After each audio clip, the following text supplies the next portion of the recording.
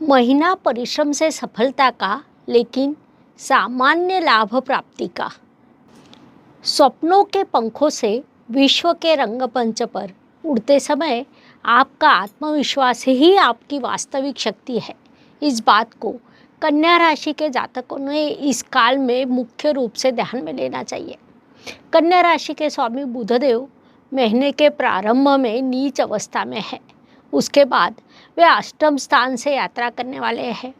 परिस्थिति कितनी ही विपरीत क्यों न हो, लेकिन आपके स्वप्न महत्वपूर्ण होते हैं। आपका आत्मविश्वास भी उतना ही महत्वपूर्ण होता है। नमस्कार, मैं एस्ट्रो गुरुमा डॉक्टर ज्योति जोशी आप सभी ज्योतिष प्रेमियों का हार्दिक स्वागत करती हूँ। हम मई 2024 महीने के राशि भविष्य को समझ रहे हैं। उसमें आज हम कन्या राशि के जातकों के लिए यह महीना कैसा रहेगा, इस पर विस्तार से वार्तालाप करेंगे। विभिन्न दृष्टिकोण से इस महीने के ग्रह स्थिति का हम शास्त्रोक्त विश्लेषण करने वाले हैं। साथ ही वीडियो के अंत में मैं आपको इस महीने करने वाला विशेष उपाय भी बताने वाली हूँ, इसीलिए वीडियो को अंत तक देखना न भूलें। एक और महत्वपूर्ण बात है, हम विभिन्न दृष्टियों से यह महीना आपके लिए कैसा रहेगा यह सदैव बड़े विस्तार से बताते हैं।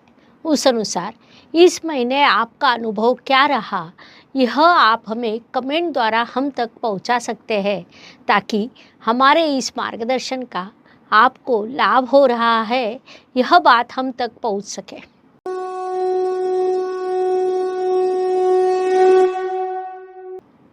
व्यक्तित्व की दृष्टि से जब हम विचार करते हैं तो राशि स्वामी की स्थिति महत्वपूर्ण होती है, क्योंकि उसका प्रभाव सीधा आप पर पड़ता है। साथ ही राशि में आने वाला ग्रह, राशि पर दृष्टि डालने वाले ग्रह, इन सभी का एकत्रित प्रभाव होता है। आपके राशि स्वामी नीच अवस्था में होने के कारण कई बार मन स्वास्थ्य खराब होना, किसी चीज़ का कारण ही बहे लगना, किसी चीज़ की योजना बनाने के बाद उसमें बाधा निर्माण होना जैसे प्रश्न निर्माण होने की संभावना है। लेकिन 1 मई को गुरुदेव आपके भाग्य स्थान में प्रवेश करने वाले हैं। उनका एक बड़ा सहयोग आपको प्राप्त होगा। गुरुदेव आपकी राशि के लिए चतुर्थेश और सप्तमेश है। भाग्य स्थान से उनकी दृष्टि आपकी राशि पर पड़ने के कारण कितनी भी विपरीत स्थिति निर्माण हो, लेकिन आपका आत्मविश्वास बना रहेगा। गुरु परिवर्तन का आप पर होने वाला सीधा प्रभाव समझने के लिए हमने कुछ दिन पहले गुरु परिवर्तन के कन्या राशि पर होने वाले परिणाम यह वीडियो डाला है, आप उसे भी देख सकते हैं। धन परिवार वाणी की दृष्टि से विचार करें तो कन्या राशि के लिए शुक्रदेव की स्थिति महत्वपूर्ण होती है, क्योंकि वे आपके धनेश है। शुक्रदेव महीने के प्रथम पखवाड़े में आपके अष्टम स्थान में और दूसरे पखवाड़े में भाग्य स्थान से यात्रा करने वाले हैं, जिस कारण बाधा परेशानी निर्माण होगी, फिर भी आपको भाग्य से सहयोग मिलेगा। साथ ही धन वृद्धि भी होगी। परिवार में किसी शुभ कार्यक्रम का आयोजन हो सकता है, रिश्तेदारों से भेंट हो सकती है। उसके लिए आप लंबी यात्रा कर रिश्तेदारों तक पहुंचेंगे, लेकिन किसी छोटी सी चीज़ से विवाद होने की संभावना है, इसलिए उस दृष्टि से आप उचित ध्यान रखें, यह सलाह दी जाती है। पराक्रम एवं परिश्रम की दृष्टि से विचार करें तो कन्या राशि के लिए मंगल देव की स्थिति महत्वपूर्ण होती है, क्योंकि वे आपके परिश्रमेश है। मंगल देव इस काल में आपके सप्तम स्थान में अर्थात व्यवसाय के स्थान में विराजमान है। परिणाम स्वरूप परिश्रम करते समय व्यवसाय वृद्धि करना यह आपकी मुख्य इच्छा रहेगी। कोई नया कोर्स कर सकते हैं क्या, नया ज्ञान प्राप्त कर सकते हैं क्या, इस दृष्टि से भी आप परिश्रम करने वाले हैं, वह आपके लिए उपयुक्त रहेगा। वास्तु वाहन भूमि सुख शांति की दृष्टि से विचार करें तो कन्या जातकों के लिए यह महीना शुभ कहा नहीं जा सकता, क्योंकि वास्तु वाहन के शुभ योग इस महीने आपके लिए नहीं है। वैसे भी इन चीज़ों को रोज़ रोज़ लिया नहीं जाता। यह चीज़ें यदि शुभ योग पर ली जाए तो वह अधिक लाभकारी होती है। इसीलिए किसी भी प्रकार की जल्दबाजी ना करते हुए शुभ काल की प्रतीक्षा करें, यह सलाह आपको दी जाती है। साथ ही माता जी के स्वास्थ्य का आपको विशेष ध्यान रखना होगा। समय निकालकर माताजी के पास बैठे उनसे वार्तालाप करें, वह आपके लिए अत्यंत आवश्यक रहेगा। घर का वातावरण अच्छे होने के बाद भी आपकी किसी बात के कारण वह बिगड़ने की संभावना है, इसलिए बोलने से पहले एक बार नहीं, 2 बार, 3 बार विचार करें, यह सलाह आपको दी जाती है। शिक्षा संतति प्रणय की दृष्टि से विचार करें तो फार्मेसी या इलेक्ट्रॉनिक क्षेत्र के विद्यार्थियों के लिए यह समय अत्यंत लाभकारी कहा जा सकता है। सीए या कॉमर्स के विद्यार्थियों के लिए ये समय सामान्य सफलता का कहा जा सकता है। डिग्री की पढ़ाई करने वाले विद्यार्थियों को इस काल में अधिक परिश्रम करने पड़ेंगे, लेकिन उच्च शिक्षा लेने वाले विद्यार्थियों को इस समय में बड़ी सफलता मिलने की संभावना है। संतति सुख और संतति से मिलने वाला सुख, यह दोनों सुख आपको भरपूर मिलेंगे। इष्ट देव के आशीर्वाद प्राप्त होंगे, इसलिए इस समय का सदुपयोग करें।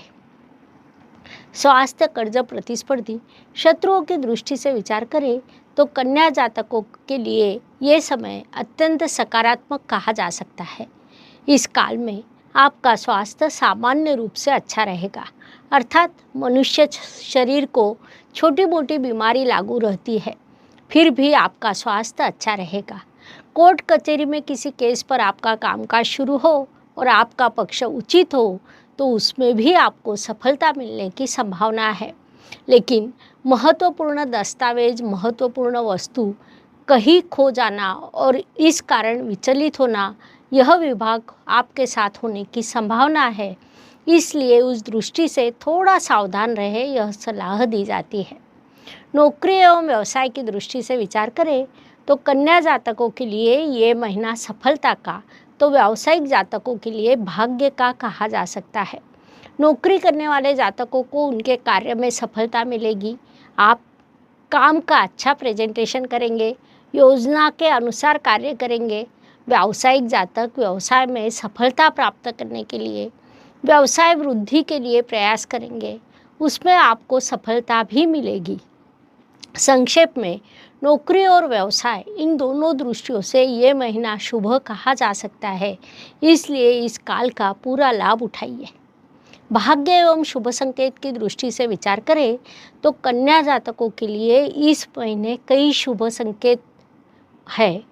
उसमें मुख्य रूप से कहा जाए तो आपकी राशि में योग कारक शनिदेव षष्ठ स्थान में विराजमान है।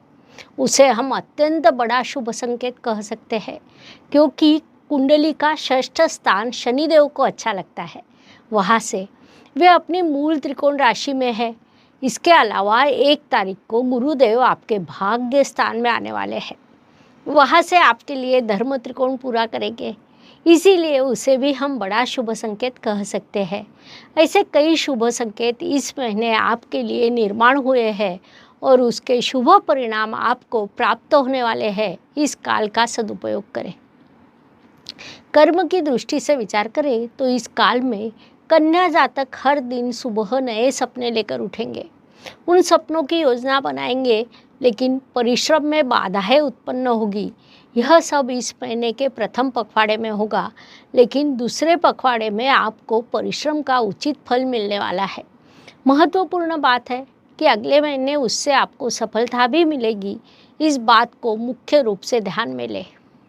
लाभ की दृष्टि से विचार करें तो कन्या जातकों के लिए यह महीना सामान्य लाभ का कहा जा सकता है, अर्थात सामान्य लाभ के अवसर जो हर महीने होते हैं वे इस महीने भी रहेंगे। आपका दिन क्रम सुचारू पद्धति से शुरू रहेगा और उसी प्रकार आपको लाभ भी मिलता रहेगा। व्यय एवं परदेश गमन की दृष्टि से विचार करें तो कन्या जातक इस काल में कई कारणों से लंबी यात्रा करने वाले हैं।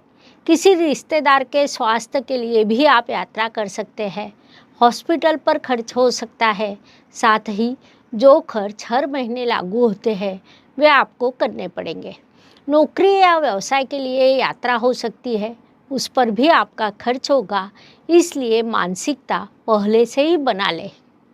जीवन सुख दुख और उतार चढ़ाव से भरा होता है। कोई भी व्यक्ति संपूर्ण सुखी या संपूर्ण दुखी हो नहीं सकता। उस अनुसार हर दिन सभी के लिए समान हो नहीं सकता। महीने के कुछ दिन सुख, समाधान, सफलता लेकर आते हैं, तो कुछ दिन संघर्ष, कठिनाइयाँ और तनाव से भरे होते हैं। इस दृष्टि से कन्या जातकों के लिए 1, 10, 20 यह दिन विशेष रूप से सुखदायक तथा शुभ रहेंगे। साथ ही 8, 17, 27 ये दिन अशुभ एवं तनावपूर्ण रहेंगे। इन दिनों में आप कठिनाइयों, बाधाओं और समस्याओं का अनुभव करेंगे, तो मानसिकता बना ले, आगे बढ़े। उपायों की दृष्टि से विचार करें तो ज्योतिष में अत्यंत छोटे छोटे लेकिन बड़ा परिणाम करने वाले उपाय बताए गए हैं। अशुभ चीज़ों की अशुभता कम करने का, शुभ चीज़ों की शुभता बढ़ाने का उनमें सामर्थ्य होता है। उस अनुसार मई महीने के उपायों का विचार करें तो कन्या राशि के लिए उपाय सूचित किया जाता है। आप बुधवार के दिन बहन और भांजी को कोई भेंट वस्तु दें। बहन यदि आपकी बड़ी हो तो उसे चरण स्पर्श कर उसके आशीर्वाद ले, उसके बाद भेंट वस्तु दें। ऐसा करने से व्यापार और पढ़ाई में उन्नति होती है।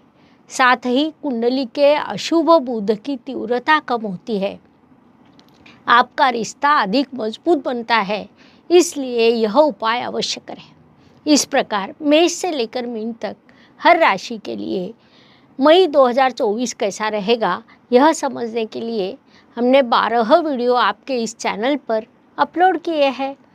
पुनश्च मिलेंगे। वीडियो अच्छी लगी हो तो लाइक, शेयर, सब्सक्राइब करें। कमेंट बॉक्स में हर हर ज्योतिष, घर घर ज्योतिष लिखना ना भूलें। धन्यवाद। शुभम भवतु। जय ज्योतिष। ज्योतिष का अध्ययन तथा शास्त्र की शास्त्रीय तरीके से पढ़ाई करने के लिए मेरी 2 किताबें प्रकाशित हो चुकी है, उनका अवश्य लाभ लीजिए। Please like, share and subscribe the channel. और हाँ, बेल आइकॉन दबाना ना भूलें। धन्यवाद।